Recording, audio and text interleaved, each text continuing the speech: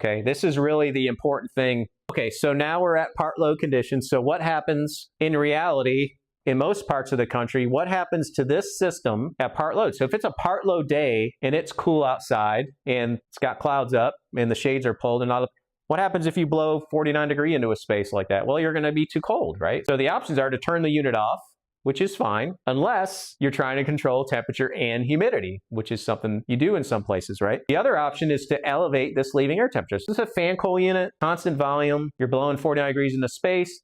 It's starting to overcool. You're going to pull throttle back on the valve and you're going to raise this temperature. Now, what happens to the space when you do that? Okay, this is really the important thing. This is where it kind of drives home everything we've been talking about. So if you look at our sensible heat equation, you're now at part load. We were at 80,000 BTUs. We're now at 47,000. What in this system can change to make this balance, right? The only thing that can change is the supplier temperature.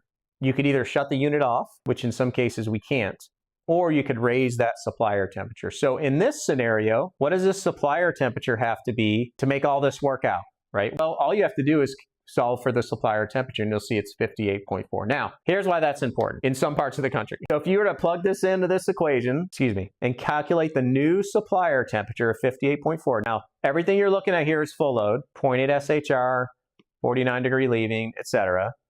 So what happens when we now leave the coil at, we'll call it D prime, 58.4, and we have a new SHR.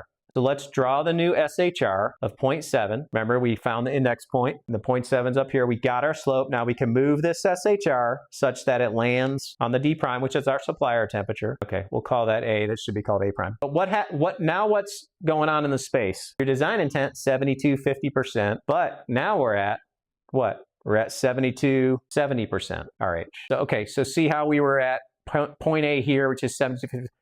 Same temperature, but we've gained in humidity, okay? So that's the whole thing when we're talking about part load conditions in parts of the country that have higher humidity levels. This is what we're talking about here. Make sense? Pretty simple stuff. The coil's not running and the coil's not cold, you're not removing humidity.